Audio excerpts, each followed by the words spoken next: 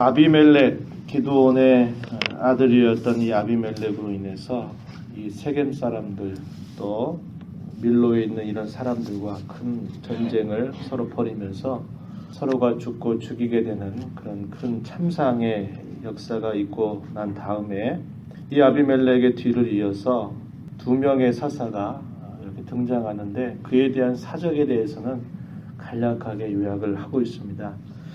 1절부터 여기 5절 내용에 보면 두 명의 사사가 등장하는데요. 이사갈 사람이었던 이 돌라라고 하는 사사에 대해서 간략하게 소개를 해줍니다. 23년 동안 이들을 다스리는 사사로서 자기 역할을 감당하였다 이렇게 표현되어 있고요. 또 그 다음에 등장하는 인물이 야일이라고 하는 사람이 일어나서 이스라엘의 사사로서 그가 활동을 하게 됨을 알려줍니다. 22년 정도 동안 평안한 때를 이렇게 이끌었던 그런 사사로 소개가 되고 있고요. 그러나 여기 야일의 경우에는 약간 설명이 좀 더 붙여지는데요. 4절 말씀에 보면 자녀가 30명이 있었다. 적지 않은 그런 자녀 수죠. 그리고 어린 낙이 30을 탔었다. 그리고 성읍 30을 가졌다. 이렇게 소개합니다. 그래서 이 길르앗에서 굉장히 많은 그런 부를 누렸었던 그런 사사의 모습으로 표현되고 있다 하는 것을 봅니다. 이렇게 평안한 때를 이루고 대적자들의 침입에 관한 특별한 소개가 없이 평안한 때를 지나게 되는 세월들이 약 45년이라고 하는 시간이 흘러갑니다. 이 45년 시간이 흘러가면서 이스라엘 백성들 속에서는 또 범죄의 그런 모습이 표현되고 있는데요. 이 사사 입다가 이제 등장하게 되는 그런 배경이 어떤 배경이었는가 하는 것이 이제 우리가 읽은 말씀 가운데 6절 이하에서 길게 소개가 되고 있는데 평안한 때를 누리게 되니까 이스라엘 백성들이 우상 숭배 늪에 깊이 빠져들게 되었습니다. 여기 본문에 가서 보시면 6절 말씀에 이렇게 소개되고 있습니다. 다시 여호와의 목전에 악을 행하여서 바알, 아스다롯, 아람의 신들, 시돈의 신들, 모압의 신들, 암몬 자손의 신들, 블레셋 사람들의 신들을 그들을 다 섬기게 되었다. 여호와를 버리고 여호와 하나님을 섬기지 아니하였다. 사사 시대에 계속 반복되는 그런 순환의 모습을 또 역시 45년이라고 하는 시간들을 보내게 되면서 또 이런 죄의 늪에 빠지게 됨을 우리가 보게 됩니다. 굉장히 많은 신들이 등장하죠. 그만큼 이스라엘 백성들이 평안의 때를 누리게 되면서 그 평안을 주시는 하나님의 그 기대와 뜻을 그들이 잊어버리고 또 역시 또 우상 숭배에 빠져드는 거죠. 평안의 때를 누리면서 그 가나안 족속들의 여러 신들의 그런 영향을 받고 또 그들과 더불어 섞여 살면서 그런 가나안 종교에 결국 문들게 되면서 유일하신 하나님 여호와를 저버리게 됨을 이렇게 표현하게 되죠. 평안이라고 하는 것을 하나님께서 주실 때에는 그 평안의 값을 감당하는 것이 있어야 되는데 그 평안을 누리다 보면 사람의 모습이나 사람의 태도가 언제 그랬냐는 듯이 또 하나님을 잊어버리게 되는 이런 일들을 끊임없이 반복하는 것, 그게 인생들의 모습임을 우리가 보게 됩니다. 이런 모습들은 역시 이 말씀을 읽는 저희들에게 있어서도 결코 예외는 아닌 것이죠. 아무 일이 없다, 무사태평하다, 그것이 어떤 면에서는 감사하고 좋을 일이기도 하지만 그런 가운데서 우리들의 신앙을 하나님 앞에 잘 지켜간다고 하는 게 결코 쉽지 않다는 거예요. 하나님이 무엇인가 우리에게 주신 데에는 그 주시는 것에 대한 분명한 기대가 있고 그 값을 감당해야 됨을 우리가 보게 되는 거죠. 대한민국, 우리 남한과 북한이 함께 있으면서 분단 이후에 한 60년 이런 시간들을 지내면서 우리 남한 쪽은 굉장한 부흥과 또 발전과 성장을 거듭해왔고 반면에 북한의 현실은 너무나 다른 그런 삶을 살고 있다 이 말이죠. 그럴 때 우리는 하나님 잘 섬겨서 이런 복을 받았고 그들은 하나님 모성에서 그렇게 됐다라고만 우리가 여기는 자세를 갖는 것은 바람직한 게 아니죠. 하나님께서 이 남한에게 그러한 많은 번영과 축복을 주셨을 때에는 그러한 것을 우리에게 감당하려고 하는 어떤 기대를 주시는 것입니다. 그런 값들을 우리가 잘 감당하지 못하게 될 때 우리가 큰 공경에 처할 수 있음을 보게 되는 것이죠. 저와 여러분도 마찬가지입니다. 하나님께서 우리의 삶에 여러 가지를 하나님이 주실 때에는 그냥 그거 가지고 잘 누리고 살아라 이런 뜻이 아니고 그것을 주실 때에는 우리에게 어떤 기대를 가지고 계시는 겁니다.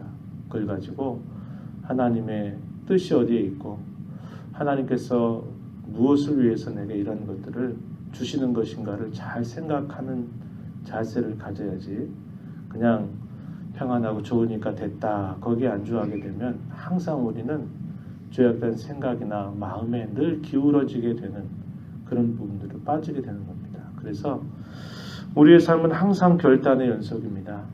내가 어떤 처지에 있을 때라도 내가 하나님 편에 설 것인가 하나님 편에 서지 않느냐 하는 것이 결국은 죄의 그런 늪으로 빠져들게 되는 그런 갈림길 앞에 서게 되는 것을 우리가 볼 수 있는 겁니다. 태평한 시대를 보내면서 그들은 자신들에게 그런 은혜를 주신 하나님을 잊어버렸고 그 하나님을 결국 우상을 숭배하는 일을 통해서 하나님을 떠나게 되는 것이죠. 하나님께서 어떻게 하시나요? 주변에 있었던 블레셋 사람, 암몬 사람들을 또 들어서 이스라엘 백성들을 징계하시는 일들을 허용하시는 겁니다. 그래서 무려 18년이라고 하는 기간 동안 계속적으로 학대를 당하게 되었어요. 요단 동편 쪽에 있는 그것뿐만 아니라 요단 서쪽에 있는 그런 지파들까지도 계속적으로 이 암몬 자손들이 괴롭히게 되면서 이스라엘의 공고가 심하였다 이렇게 표현하고 있습니다. 자, 8절에서 표현했죠. 8절에서 18태 동안 억압하였더라. 암몬 자손이 요단을 건너서 유다와 베냐민과 에브라임 족속과 싸움으로 요단 서편에 있는 족속들이죠. 이스라엘의 공고가 심하였다. 그래서 암몬 자손들을 통해서 이스라엘 백성들이 큰 어려움을 당하게 된 겁니다. 그러자 그들이 결국 하게 되는 일들이 다시 하나님을 부르는 거죠. 하나님의 도우심을 간구합니다. 10절 가서 보면 우리가 우리 하나님을 버리고 바알들을 섬김으로 주께 범죄하였나이다 이렇게 고백합니다. 자, 그러나 하나님께서는 뭐라고 말씀하시냐면 앞서서 표현한 것과 같이 하나님은 기다리셨다는 듯이 그래 내가 그거 기다렸다 이렇게 말씀하면서 바로 이 구원의 손길을 펼치시는 게 아니고 또다시 이렇게 말씀을 하시는 겁니다. 자, 11절 이하에 보면 하나님께서 옛적의 역사 속에서 큰 구원을 하나님이 행하셨음을 그들에게 상기시켜 주는 겁니다. 내가 애굽 사람과 아모리 사람과 암몬 자손과 블레셋 사람에게서 너희를 구원하지 아니하였느냐. 또 시돈 사람과 아말렉 사람과 마온 사람이 너희를 압제할 때 너희가 내게 부르짖음으로 내가 너희를 그들의 손에서 구원하였다. 그러나 너희는 13절 나를 버리고 다른 신들을 섬기니 그러므로 내가 다시는 너희를 구원하지 아니하리라. 차라리 너희가 택한 신들에게 부르짖어서 너희가 이런 어려움을 당하고 있는데 그 신들이 너희를 구원하게 하라고 하나님께서 말씀하시는 겁니다. 그래 너희가 그토록 그렇게 섬기고 그렇게 위하고 있는 그 신들에게 좀 도움을 구해 보아라 이렇게 말씀하는 거예요. 그럼 너희가 그토록 믿고 섬기는 그 신들이 구원해 주지 않겠는가 좀 봐라 이렇게 하나님께서 말씀하시는 거죠. 왜 그럴까요? 그들이 하나님 앞에 찾고 하나님 앞에 부르짖는 그들의 태도와 마음이 하나님 보시기에 합당한 태도와 마음가짐이 아닌 겁니다. 이러한 내용들은 이스라엘 역사 속에서 계속적으로 반복되고 있는 그런 모습이에요. 훗날에 이스라엘 나라가 세워지고 나서 뭐 남조, 북조로 분열 왕국 시대에 접어들어도 북이스라엘 같은 경우도 그러하잖아요. 호세아 선지자를 하나님이 보내셔가지고 그 백성들에게 계속 이야기합니다. 근데 그 백성들이 듣지 않아요. 어려움을 당할 때는 하나님을 부르는 듯 하지만 그들의 마음이 하나님께 돌아선 게 아니라는 겁니다. 그 백성들의 마음이 입술로는 하나님 앞에 뭔가 잘못했다고 하는 말들은 고백하고 도움을 구하지만 그들의 마음은 여전히 하나님께 온전히 돌아선 게 아니에요. 말만 그렇게 하고 말로만 입술로만 회개한다고 잘못했다고 말하고서는 자신들의 마음은 여전히 그 발을 그런 우상을 섬기는 그 마음과 태도를 바꾸지 않고 서 있는 것들 때문에 결국 그 북조 이스라엘 또 남조 유다 나라 같은 경우도 결국 이방인들의 손에 의해서 결국 멸망을 당하게 되는 그런 아픔을 겪게 된다 이 말이죠. 하나님 여기서 말씀하시는 것은 하나님을 찾는 것에 대해서 말씀하는 게 아니고 그들이 여전히 온전한 태도와 마음을 가지고 하나님을 찾지 않는 그들의 마음을 하나님이 아시면서 이렇게 말씀하시는 겁니다. 마치 얄팍한 그런 낙관적인 생각에 있는 거죠. 우리가 언제든지 하나님만 부르면 하나님은 언제나 우리의 기도를 들어주시고 우리의 부르짖음을 외면하시지 않는다라는 그런 얄팍한 생각. 그리고 역시 그러한 데는 진실한 그런 회개가 따르지 않는 그들의 태도에 대해서 하나님이 이렇게 말씀하고 계시는 겁니다. 계속해서 그 말씀을 보시면은 이렇게 이야기한 거죠. 내가 다시는 너희를 구원하지 않겠다. 너희가 섬기는 신들이 너희를 구원하도록 그렇게 간청해라. 이렇게 말씀을 하시자 이스라엘 백성들이 또다시 하나님 앞에 말씀드리기를 이렇게 말하는 겁니다. 15절 우리가 범죄하였사오니 주께서 보시기에 좋은 대로 우리에게 행하시려니와 오직 주께 구하옵나니 오늘 우리를 건져 내옵소서. 또다시 하나님 앞에 그런 곤고함 속에서 하나님의 도움을 간청합니다. 자, 오직 주께 구하옵나니 오늘 우리를 건져 내시옵소서. 그러면서 그들이 어떠한 행실을 갖습니까? 16절 자기 가운데에서 이방 신들을 제하여 버리고 여호와를 섬기매 여호와께서 이스라엘의 공고로 말미암아 마음에 근심하시니라. 자기 가운데서 이방 신들을 제하여 버리고 여호와를 섬겼다. 이러한 태도가 그들에게 요청되었던 자세입니다.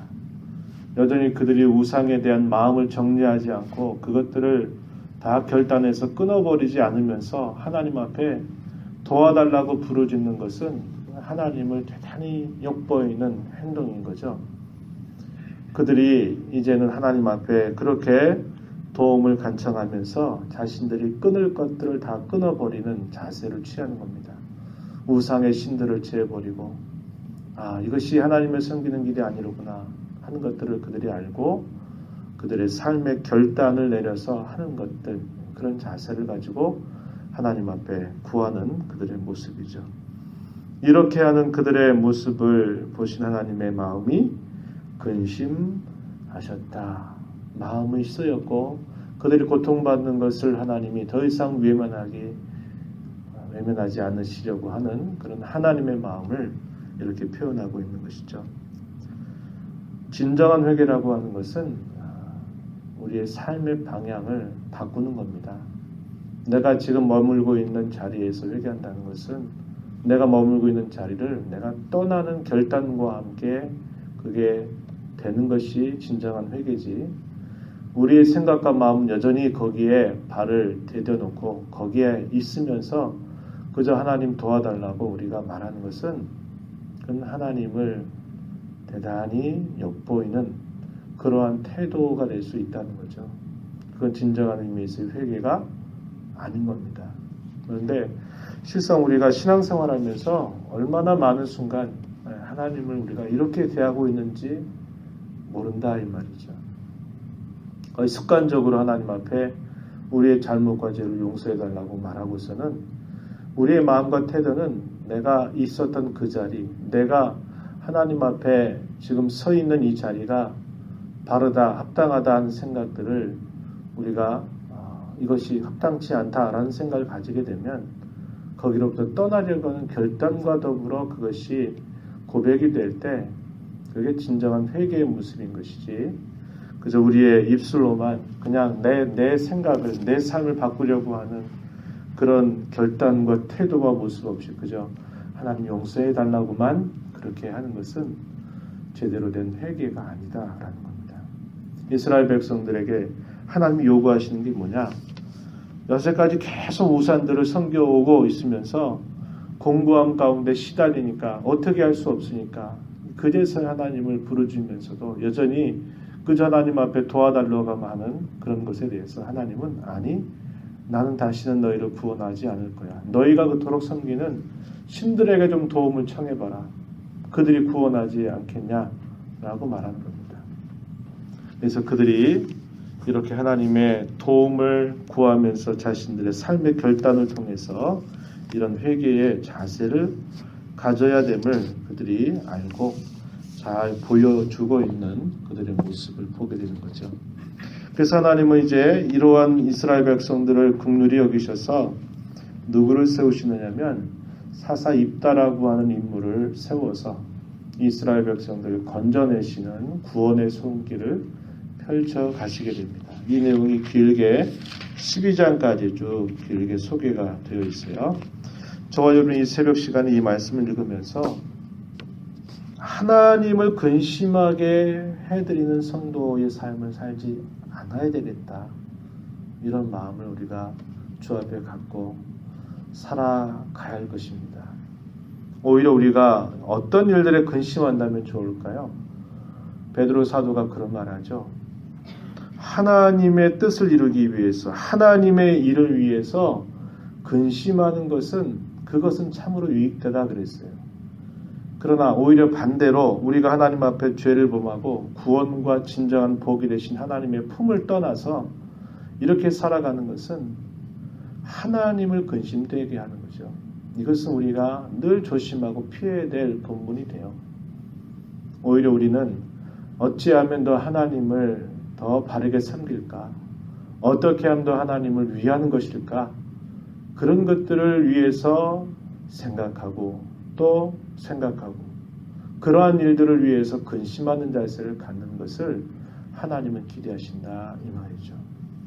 저와 여러분 이런 말씀을 읽어가면서 하나님 앞에 우리의 마음가짐을 바르게 하고 그저 입술로만이 아니라 하나님, 제가 무엇을 제가 결단하고 무엇을 끊어야 되고 제가 어떤 일들을 힘써야 될 것인가를 늘 기도하면서 하는 거죠. 기도만 하고 나는 그냥 늘 일상 살아왔던 그 삶을 그대로 살아간다고 하는 것은 기도하는 자의 마땅한 태도가 아닌 겁니다. 기도하고 나서는 내가 기도하고 나서 이렇게 기도하고 하나님 앞에 도움을 구하고 내 잘못을 하나님 앞에 고백했으니 내가 그 기도한 책임을 어떻게 내 삶 속에서 이행해야 할까를 생각해야지, 기도할 때만 그냥 간절하게 기도한다고 하고 그런 다음에 내 삶에 있어서는 난 여전히 그 삶을 그대로 살아가는 것은 합당한 삶이 결코 아닌 것입니다. 오늘 우리가 이 말씀 보면서 하나님이 저와 여러분을 위해서 무엇을 기대하고 원하시는가를 마음에 깊이 기억하면서 하나님 우리 때문에 근심하는 게 아니라 하나님의 영광을 위해서, 하나님의 일을 위해서 우리가 근심할 수 있는 그런 정도의 삶을 살아가는 우리 모두가 되기를 위해서 간절한 마음으로 기도하고 힘써가는 우리 모두가 되기를 진심으로 바랍니다. 하나님 아버지 감사드립니다. 저희들을 지난 밤도 잘 쉬게 하셨다가 이 새벽 시간에도 저희들을 일깨워 주셔서 주 앞에 나와 함께 찬송하며 또 주시는 주님의 말씀을 함께 읽으면서 오늘 저희들의 모습을 다시 한번 돌아보고 저희를 향하신 하나님의 뜻이 무엇인가를 주 앞에서 생각하게 하심을 감사합니다. 우리의 마음의 중심을 원하시고 우리의 모든 것의 전부를 기대하시는 하나님 앞에 그저 저희들이 입술로만 저희들의 일부 그것만 하나님 앞에 뭔가 고백하고 하나님 앞에 서려고 하는 그런 태도와 마음이 아니라 저희들의 중심이 하나님 앞에 늘 하나님 편에 서게 하시고 우리의 마음을 다해서 하나님 앞에 우리의 삶을 결단하고 하나님께 늘 돌이키는 삶을 살아가는 저희가 되도록 주님 인도하셔서 하나님만이 우리의 진정한 구원자이시며 우리의 진정한 복의 근원이 되심을 언제나 저희들이 기억하고 하나님만을 섬겨가는 복된 삶이 되도록 인도하여 주시옵소서. 저희들의 못난 행실, 악한 행실 때문에 하나님 늘 근심하시는 그런 삶이 아닌 하나님의 영광을 위해서 주의 일을 위해서 오히려 저희들이 염려하고 근심할 줄 아는 그런 복된 성도의 걸음을 걸어가도록 도우시고 인도하여 주시옵소서. 은혜의 보좌 앞에 나와서 주의 도움을 간구합니다. 저희들을 불쌍히 여겨주시고 용납하시고 저희들에게 필요한 것들을 공급하셔서 오늘도 하나님의 백성답게 하나님의 자녀답게 살아가는 저희가 되도록 도와주시옵소서. 예수님의 귀하신 이름으로 기도하옵나이다. 아멘.